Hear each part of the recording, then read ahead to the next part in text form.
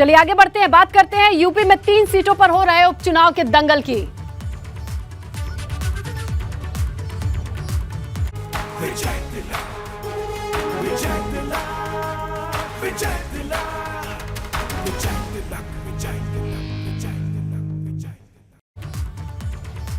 देखिए, चुनाव आयोग ने समाजवादी पार्टी के वरिष्ठ नेता प्रोफेसर रामगोपाल यादव की शिकायत के बाद मैनपुरी इटावा के एसएसपी से कड़े सवाल पूछे हैं। आयोग ने मैनपुरी और इटावा के एसएसपी को आदेश दिया है कि मतदाताओं पर किसी खास पार्टी को वोट देने का दबाव डालने के आरोपी 6 सब इंस्पेक्टर को ड्यूटी से तत्काल प्रभाव से हटाया जाए।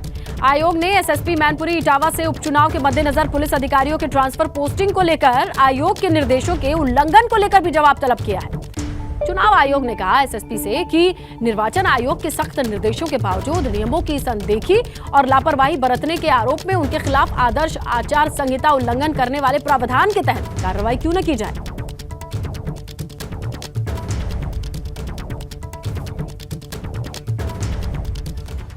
देख सकते हैं आपकी ट्रांसफर पोस्टिंग की टेंशन, आयोग का एक्शन। मैनपुरी उपचुनाव में सपा की शिकायत पर इलेक्शन कमीशन का अगर आप रुख देखेंगे तो ये सवाल उठता है और इस पर जवाब तलब किया गया है। मैनपुरी और इटावा के एसएसपी से आयोग ने सवाल पूछ लिए हैं।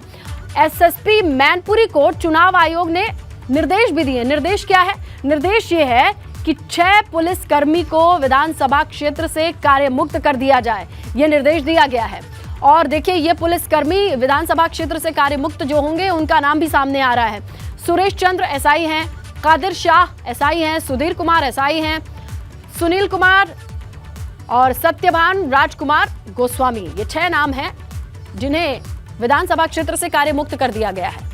ट्रांसफर पोस्टिंग को लेकर चुनाव आयोग ने सवाल पूछ लिया एसएसपी से, किस आधार पर इनकी ट्रांसफर पोस्टिंग की गई है, जरा बताएं। जब आचार संहिता लागू है, अनुशासन के तहत किस तरीके से ये ट्रांसफर पोस्टिंग हो सकती है, समझाएं जरा। और तत्काल प्रभाव से कार्य क्षेत्र से मुक्त कर दिया गया है जहां इनकी ड्यूटी लगी है। देखिए, एसएसपी से आयोग का सवाल क्या है ये भी हम आपको बताते चले।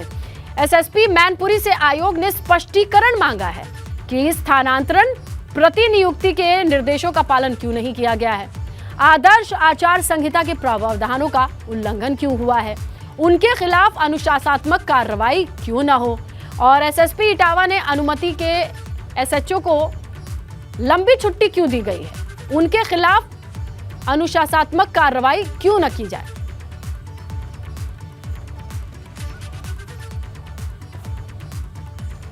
तो देखिए, ये सवाल है आयोग के। पूछा यह गया है कि आखिरकार इतने बड़े मामले पर ऐसी चूक कैसे हो सकती है।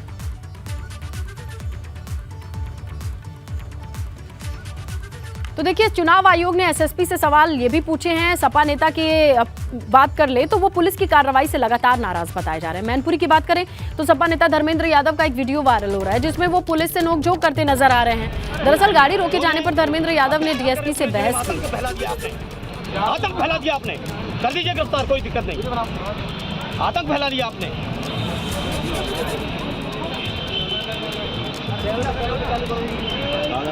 आतंक फैला रखा पूरे जिले में, लोकतंत्र को खत्म करना चाहते हैं।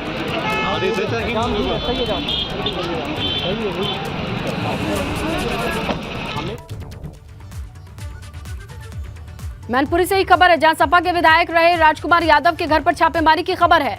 वारंटी के छुपे होने की सूचना पुलिस को मिली और पुलिस ने छापेमारी की है। गैंगस्टर एक्ट के आरोपी अजीत कुमार मुकेश की भी तलाश जारी है।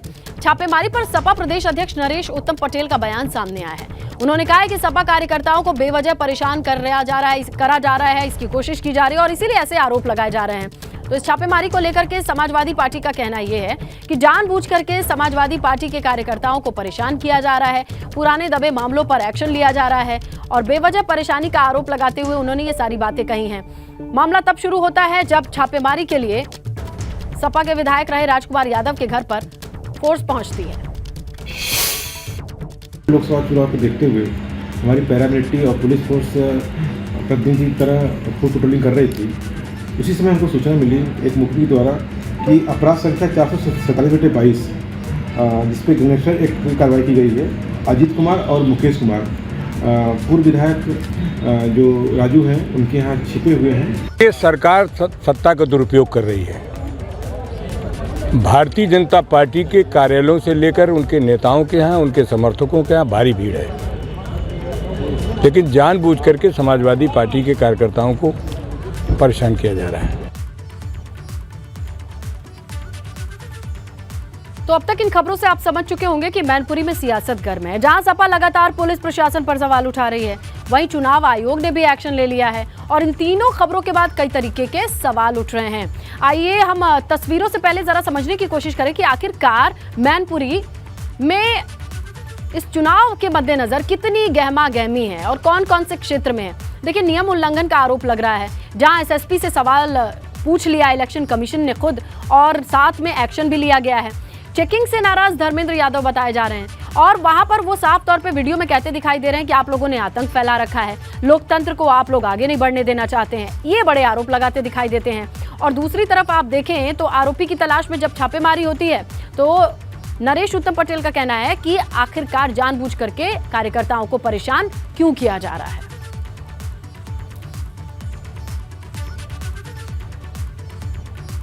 तो सब इतना कुछ हो रहा है मैनपुरी में, आपको सीधे लिए चलते हैं। नितिन उपाध्याय हमारे सहयोगी हैं जो लगातार मॉनिटर कर रहे हैं, लगातार देख रहे हैं, रिपोर्ट कर रहे हैं मैनपुरी से आई हर एक हलचल को। तो आज तो बहुत कुछ हो रहा है नितिन, जिस तरीके से सरकारी मशीनरी के इस्तेमाल पर, दुरुपयोग पर आरोप लगाते दिखाई दे रहे हैं, इलेक्शन कमीशन की तरफ से भी एक्शन दिखाई दे रहा है। कुल मिला के ओवरऑल माहौल क्या लग रहा है?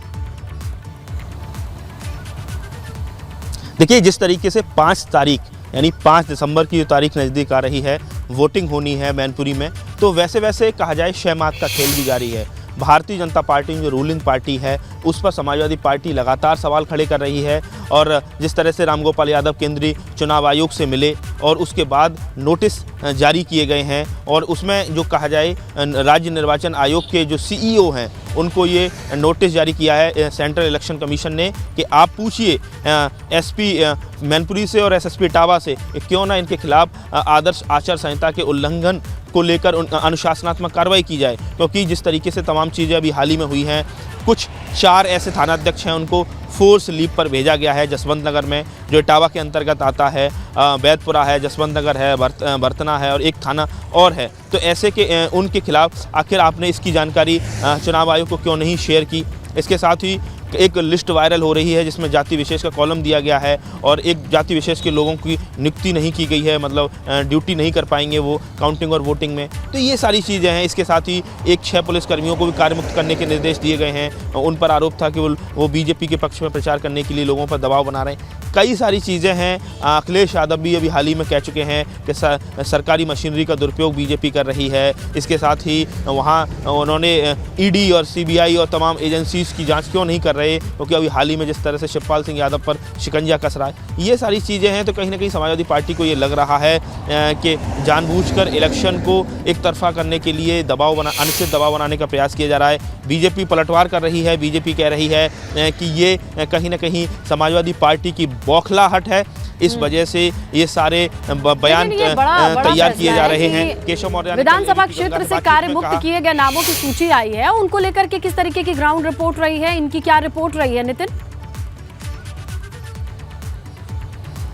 देखिए, ये सारे नाम समाजवादी पार्टी की तरफ से चुनाव आयोग को दिए गए थे, उसके बाद ये फैसला लिया गया है। कई सारे ऐसे पुलिसकर्मियों के नाम आ रहे हैं सामने जो लगातार बीजेपी के पक्ष में प्रचार कर रहे हैं, वोट डालने के लिए दबाव बना रहे हैं। ऐसा आरोप समाजवादी पार्टी का है। अब बीजेपी इस पर क्या रिएक्शन देती है ये आज स्पष्ट हो जाएगा। इसके साथ ही कल एक वीडियो और वायरल हुआ जिसमें धर्मेंद्र यादव जो पूर्व सांसद हैं वो ये दोहाई दे रहे हैं और सीधे सीधे आरोप लगा रहे हैं पुलिस पर, क्योंकि मैनपुरी और इटावा बॉर्डर और जो भी जहाँ भी कहा जाए बॉर्डर्स हैं या प्रमुख चीज़ें जगह हैं वहाँ लगातार चेकिंग चल रही है। कहीं उसमें कोई पैसा लेकर तो नहीं जा रहा, कोई शराब लेकर तो नहीं जा रहा। तो एक जगह पुलिस एक डिप्टी एसपी से टकराव का वीडियो सोशल मीडिया पर वायरल हो रहा है जिसमें वो कह रहे हैं कि आप लोगों ने आतंक मचाया हुआ है, आप बीजेपी वालों की गाड़ियां क्यों नहीं चेक करते हैं। वो लोकतंत्र की और डेमोक्रेसी की उसमें दोहाई देते हुए नजर आ रहे हैं। डेमोक्रेसी की ये बयानबाजी, ये पूरी सिचुएशन और तेज होती जाएगी जितना नजदीक पहुंचते जाएंगे।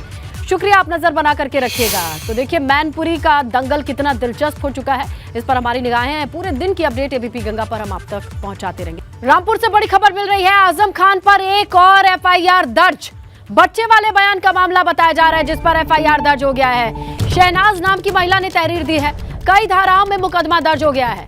आपको बताएं, मंच पर से फिल्म शोले के गब्बर स्टाइल में एक बयान दिया था आजम खान ने, और इसी पर शहनाज नाम की महिला ने तहरीर दी। तहरीर देने के बाद कई धाराओं में मुकदमा दर्ज हो चुका है।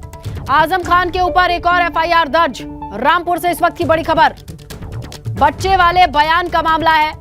शोले स्टाइल में एक बयान देते हैं और अब इस मामले पर शहनाज नाम की महिला ने तहरीर दी है। कई धाराओं में मुकदमा दर्ज हो चुका है।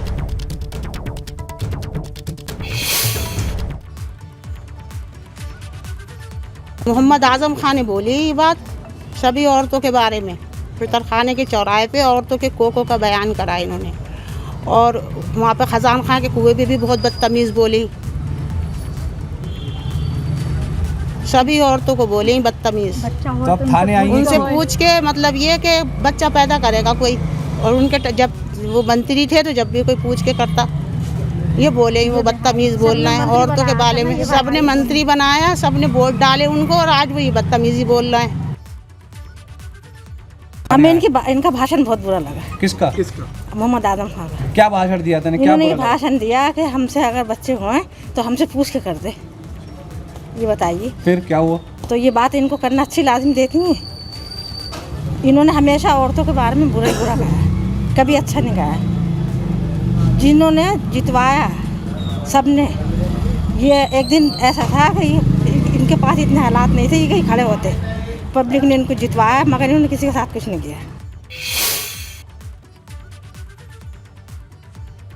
चुनावी जनसभा को संबोधित कर रहे थे मोहम्मद आजम खान, और आसिम रजा समाजवादी के प्रत्याशी के पक्ष में। उस दौरान उनके द्वारा एक भाषण में जो टिप्पणी की गई है उसको लेकर कुछ लोगों में आक्रोश था, कुछ महिलाओं में। वो लोग सब थाने पर आए और उन्होंने ऑडियो और एक तहरीर जो कि थाने पर आकर दी। उनका कहना ये था कि आजम खान जी ने ये कहा है कि मैं पिछली 4 सरकार में मंत्री रहा हूँ। चलिए, बुलेटिन में सियासी खबरों के साथ अन्य खबरों को भी आपको दिखाएंगे। सबसे पहले शानदार तस्वीर गाजियाबाद से है, जहां एक दुल्हन घोड़े पर सवार दिखाई दी। वीडियो गाजियाबाद के साहिबाबाद क्षेत्र के राजेंद्र नगर की है। दुल्हन का नाम खुशी है और अपनी शादी में वो बेहद खुश नजर आ रही है। जरा देखिए, खुशी अपनी शादी में घुड़चढ़ी की रस्म निभा रही हैं। घोड़ी पर सवार हुई। बताया जा रहा है खुशी की शुरू से ही तमन्ना थी कि अपनी शादी में घोड़ी पर सवार हो, और जब मौका आया तो वो घोड़ी पर सवार हुई।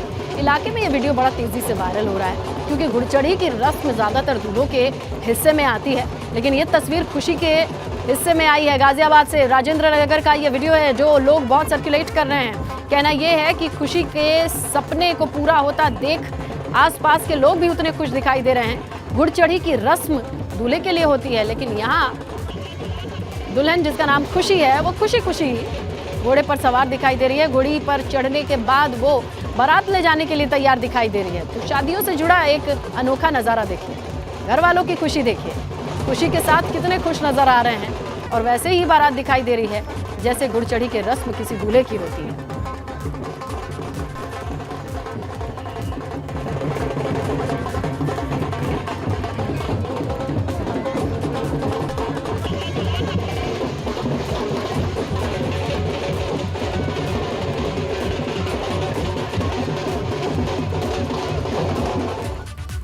वाराणसी में ज्ञानवापी मामले पर आज से ट्रायल शुरू होगा, बड़ी खबर मिल रही है। फास्ट ट्रैक कोर्ट में आज से ट्रायल शुरू होने की खबर है। आदि विश्वेश्वर विराजमान केस पर आज सुनवाई होगी। अलग अलग 5 मामलों में आज कोर्ट में सुनवाई होनी है। सुनवाई को लेकर के वाराणसी कोर्ट में आज से गहमा गहमी दिखाई दे रही है। फास्ट ट्रैक कोर्ट में आदि विश्वेश्वर का ये मामला पहुंचेगा, आज सुनवाई का दिन है।